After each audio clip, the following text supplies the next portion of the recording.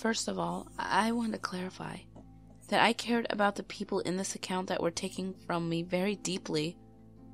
Their screams and spirits haunt me to this day. To their families, I promise you. When I find the thing responsible for the atrocities in this story, it will pay for the lives it has destroyed. The blazing sun beat down on my neck as we walked. It had to be at least 100 degrees, and the Kentucky humidity didn't help the situation. My National Guard unit was drilling out at Fort Knox in the summer, and we were on our last day of training for the month in the woods near one of the shooting ranges. The other medics and I had already qualified with weapons, and were winding down with some conversation. The same usual bullshit. Talking about late nights, getting hammered drunk, and every aspect of the sexual encounters we had experienced during the month prior. There were also the occasional spousal jokes thrown in between. My friends, Specialist Jeremy North and Private Austin Rivers, had been by my side the entire time. We were relatively new to our unit and always got picked on accordingly, so we stuck together most of the time. It was about high noon when we were trying to think of ways to pass the time. The card games were getting old, and the batteries were dead on our smartphones, so there wasn't really much else we could think of to do, other than walk around and shoot the shit. "How's your woman doing, Red?" "Tell her she needs to give me her new number," North said to me slyly, with that ear-to-ear grin he had. "I'll tell her she needs to renew her restraining order," I reported as I punched him in the arm. Rivers just snorted that goofy laugh he had and followed it up with something incoherent, as expected. We walked over to the concrete building that housed the weapons to see if we could find someone to talk to, or possibly charge our cell phones. Inside was Staff Sergeant Wake, a former active duty soldier who had made the switch to the Guard after 8 years of service. "How's it going, Sergeant?" asked Rivers as he closed the door behind him. "Hot as hell, bored as hell, and tired as hell," he replied. I hadn't seen Sergeant Wake all day, and that was a good thing. He probably would have given us some kind of bullshit work to do while we looked somewhat productive in front of the officers from the other companies here. We exited the building from there, realizing that we were dangerously close to receiving some kind of task, and began walking back to our tent. The tents were large and green with big flaps on all sides. From there we met about 25 other medics, and started to pack all the equipment up. The tents, the M16, sleeping bags, and anything else that we would have taken to put away. As we were hoping to leave before daylight in the morning, to drive back down to southern Kentucky, where our headquarters was. After this long and tedious process, I started to pack up all my personal things into my truck. My other uniform that had been buried under my sleeping bag was soaked with sweat from the other day. The tag name read Winters, although my friends and everyone else at my unit affectionately referred to me as Red, due to my unusually bright red hair. Rivers looked to me and asked if I would start separating my stuff from his because he had to go take a leak, and I obliged. The temperature was getting to everyone. A chorus of frustrated grunts from the other medics trying to reform objects down to their smallest possible size before shoving them into their bags surrounded me. I looked up into the tree line and smiled, though. I love the woods and nature for the most part. I was raised in the woods, and I was always taught to respect the earth. It's hard to describe the feeling I get when I'm alone with nothing but the green canopies and leaves above. Later on, as the sun started to advertise its departure from the sky, an orange glow slowly became more visible, and the air started to cool down as well as become drier. My friends and I settled on the cots we had placed earlier, and waited for the inevitable brief that we were going to get from Sergeant Wake about what we needed to do to get out of there as quickly as possible without getting hung up on any more brass bullshit, or something of that nature. One of the medics named Robinson and I were talking about recent news about video games, movies, and TV shows when a sudden realization hit me. I looked over at North, who was sitting on his cot with his forehead in his hands, rubbing it like he had a headache. "Hey North, have you seen Rivers?" I asked in an unconcerned but curious tone. "Nope, he must have gone to the latrine or something." This answer didn't satisfy me. He had been gone for at least 2 hours, and it was starting to get dark out. He had been gone for at least 2 hours, and it was getting too dark to be doing anything productive.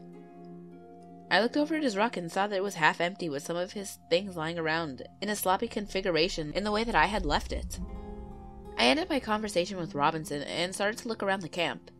I asked 10 other people if they had seen him at this point, concerned about North.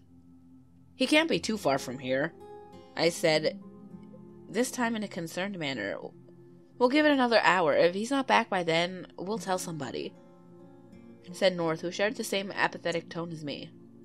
We weren't the overreactive types, and assumed he had just found an outlet for his phone or something. About 45 minutes later, Sergeant Wake called us all over for a head count. North and I were genuinely concerned for Rivers at this point. Not only for his safety, but we feared he might get in trouble if he missed the head count. We told Sergeant Wake about the situation, and he sighed, pinching the skin between his eyes at the bridge of his nose. "Had to be one of you fucking new guys," he groaned in an irritated tone. He called all the medics over and gave us specific instructions not to tell anyone outside of our detachment, because if we could find Rivers before tomorrow, no one would have to get punished. He was a nice guy in that way. I was starting to get really worried at this point. Rivers was a sensible guy, and this wasn't like him to just run off like this. We spread out amongst the woods in different directions in 3-man teams. It was getting really dark now, and the chances of finding him were getting slimmer as the chances of us getting lost were growing. It had to be about 2,300 hours, and each hour passed made me grow more concerned about my friend. North and I exchanged glances of doubt, and it seemed like we both knew this wasn't going to end well. We ducked under tree limbs and crunched the dirt under our feet as we made our way through the unfamiliar woods. We were walking at a pretty fast pace until we reached the mouth of a wide cave adjacent to the creek that seemed really out of place for the terrain. The other man that accompanied us was PFC Terrence Hale, and he wasn't afraid to vent his frustration about the whole situation towards us. "He's your buddy. Why the fuck did you let him run off? I mean, seriously, haven't you ever heard of Murphy's fucking law?" Hale whined in a nasally voice. I just shook my head and proceeded into the cave with a flashlight. The air in the cave was cool and moist, a relief from the summer heat outside. The 3 of us made our way further inside, continuing our search, hoping Rivers would show his face sooner rather than later. Behind me were North and Hale, looking in the opposite directions of the cave as I looked straight ahead. Hale was still extremely agitated. "I can't believe this shit. This has never happened before. I swear if we find him and he's just fucking with us, I will be so fucking..." He trailed off. I saw him stop and hold his breath as he backed away from what he had just seen. A feeling of dread crept up on me as possibilities rolled through my head. I don't want to look. I really, really didn't want to look. I pointed my flashlight hesitantly over to what had Hale so shocked and vomited. There, lying on the ground in a pile, was Rivers. Or what was left of him. His torso was ripped wide open, exposing his lung and his heart. And his stomach and other organs looked like they had been eaten away. What once was the face of one of my best friends was now just a pit of flesh. Dug into the semicircle was his head, and that was all I had the stomach to look at. Well, we were American soldiers and had been trained to deal with shocking sights. This was like nothing I had never experienced. I was sure this was certainly a very large bear or a mountain lion or something that had done this, but I was very wrong. So very, very wrong. Hale let out a scream, and North just stood there in shock as we tried to gain our wits. We had to get the fuck back to camp and tell everyone what happened.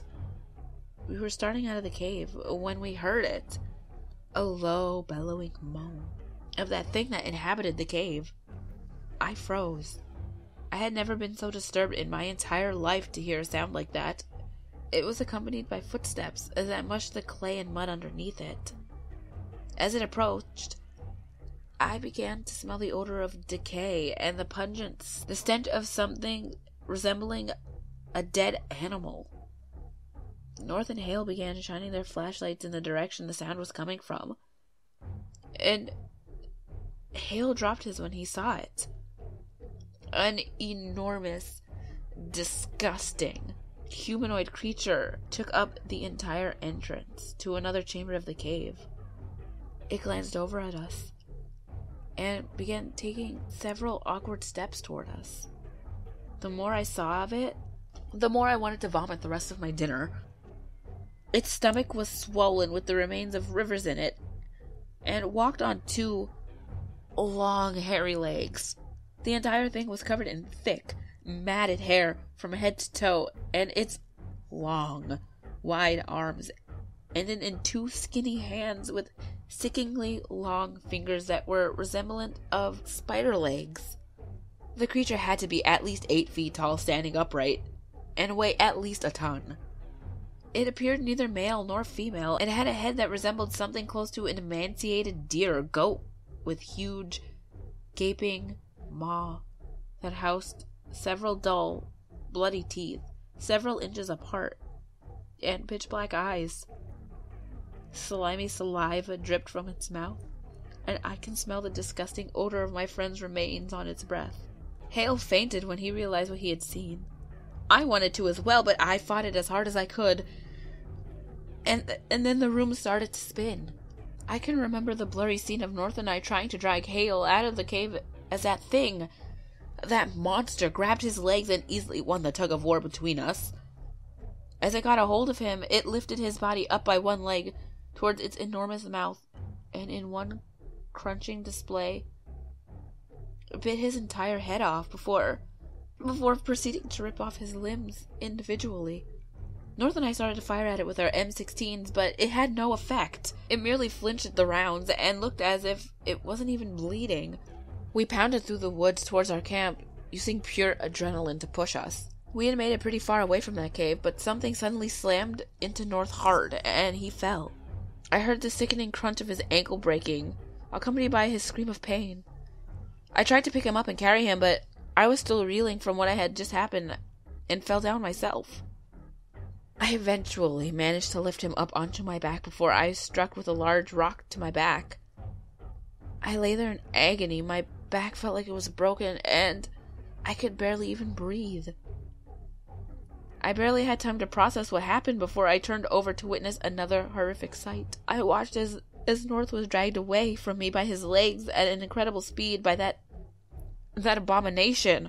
I picked up my weapon and fired every shot I had left in my clip above him and the thing that was dragging him away. But still the creature seemed apathetic to my rounds. As it all happened, North's gaze met mine.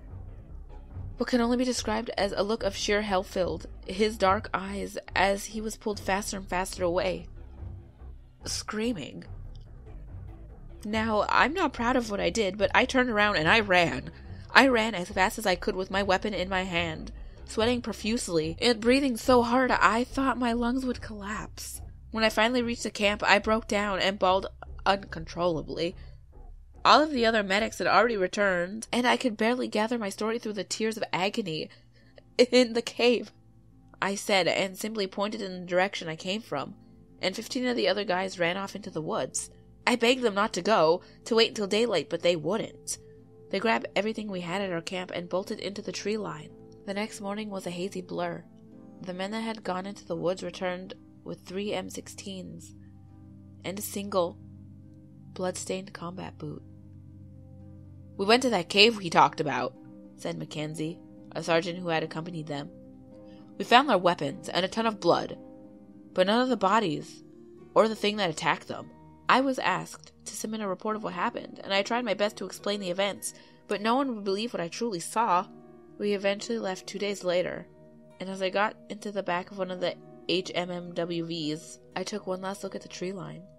A blackish-brown dot stood in between 2 large trees. I squinted hard at it, and it became clear. The monster that had taken my friends faced me for a moment before turning around and vanished into the woods, with incredible speed for its size. After that, I wasn't able to sleep more than a few hours at a time.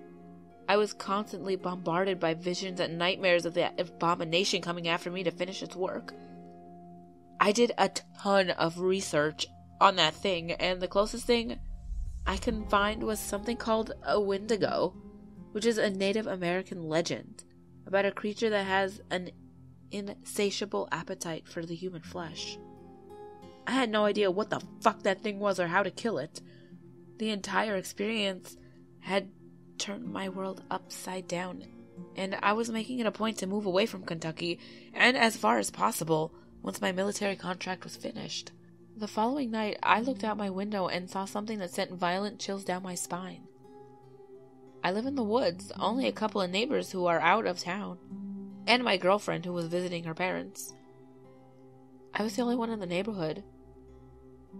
As I stared into the darkness, I saw the disgusting deer head of the creature with its mouth gaping wide open. I instantly jumped up and grabbed my Remington 12 gauge along with a box of shells. I said a prayer, clutched the cross I always wore around my neck, and ran out to meet the creature. It had moved from its original spot. I grabbed my flashlight and headed towards it in the direction, but stopped myself. That's exactly what it wants, I said to myself. I went back up into my living room and picked up my phone and called the police. I made up some bullshit story about a home invasion so they would actually come. I was not going to let this thing kill me or my girlfriend. I started back to the porch to keep an eye on the thing, but it had moved again. This time I panicked. It was somewhere close and I had no idea where. I ran all around my property looking for it, and eventually gave up. I returned inside and resigned to waiting for the police. At this point, my head was pulsating and my eyes started to become blurry again. I collapsed on the floor and looked up to see the creature standing about 5 feet from me, on all 4 legs. It reached out to me with its mutant hands, and I managed to gain the strength to get up and run. I sprinted outside and collapsed in the driveway, which ran parallel to a steep decline that led into the woods. The monster, now walking bipedal, became more visible in the light of my porch. It was a grayish color with wrinkled skin, as if it had been soaking in water for days. Its matted hair contained bits of blood and flesh from its past victims, and its face was what terrified me the most. Its disgusting Baphomet face housed black eyes that revealed to be pits of where the eyes should have been, which led me to believe that this creature relied off its sense of hearing and smell to hunt. It crouched over my body and wrapped one long bony hand around my face. Its skin felt like that of a squid's. The smell made me want to vomit. This is it, I thought. My life is over. My survival from weeks earlier was just prolonging my death at the hands of this monster. It lifted me up with its second hand, now wrapped around my torso, as it moved to take a bite out of my neck, when suddenly it stopped. The sound of police sirens was now very close. The thing apparently didn't want large groups of people, and didn't want to get caught. It dropped me to the concrete and started slinking away back into the woods. But I wasn't going to let it get away that easy. I ran as hard as I could and jumped down on the decline after the creature. I barreled into this thing with all 200 pounds of my body weight and spelled it careering down the hill. It was pissed now. It started running back up the hill towards me with shocking speed. I barely had enough time to let out a blunt shot right into its mouth, as a slimy substance similar to pus shot out of the creature. I had heard it! The creature wasn't pleased and grabbed me with both disgusting hands. It immobilized me as it began slowly lowering its wide mouth towards my head. I fought it as hard as I could, but to no avail. Seconds away from death, I started praying. I prayed harder than I had ever prayed before, and that creature stopped and threw me down. It backed away, withering in pain like I had seriously damaged it. I began praying again. My Father, who art in heaven, hallowed be thy name. Thy kingdom come, thy will be done, on earth as it is in heaven. I started walking towards it, blasting it with the shotgun, each shot putting pus-oozing holes into its stomach and neck. As I advanced, the creature turned around and ran faster than it had in our previous encounters in the woods. I screamed at it, with tears rolling down my eyes as it limped away through the trees with its impossibly big body. The past few weeks have been hard. I have been to 3 funerals, gone through several police investigations, and I've barely been able to sleep.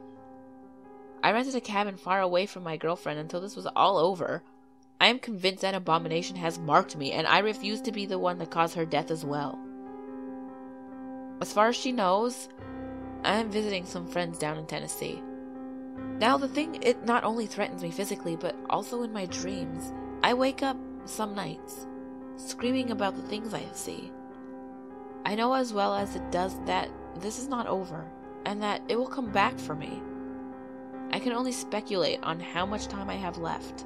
I want this to be a written record for anyone who may find it, if I don't make it out alive this time. If I'm never seen or heard from again, tell the Winters family that I love them very much. And tell Jessica Small that I never had the courage to ask her, but I was planning to make her my wife someday. There's a thunderstorm outside, and I can see the shape of the figure between the lightning strikes. I would have been able to dismiss it as a trick of the mind, but there's one encapsulating thing I noticed about what I just saw. The glint of service tags wrapped around its wrist. Hey guys, I hope you enjoyed that creepypasta. It was pretty long, and I apologize if it sounds really weird. I'm actually very sick. I think I have strep throat, and my throat hurts a lot, so it literally took me like 3 hours to record a 30-minute creepypasta. So yeah, and then like 2 hours to edit it because I had to edit out all my hacking and my coughing. But I really hope you guys enjoyed it, and thank goodness for me playing Until Dawn. Spoiler alert. It's the only reason I knew how to say Wendigo. Yeah, if you guys want to see, my last video will be on the top left. My next video will be on the bottom left. My Facebook, Twitter, Snapchat, and email will all be in the description below. And remember, there's always someone or something watching you.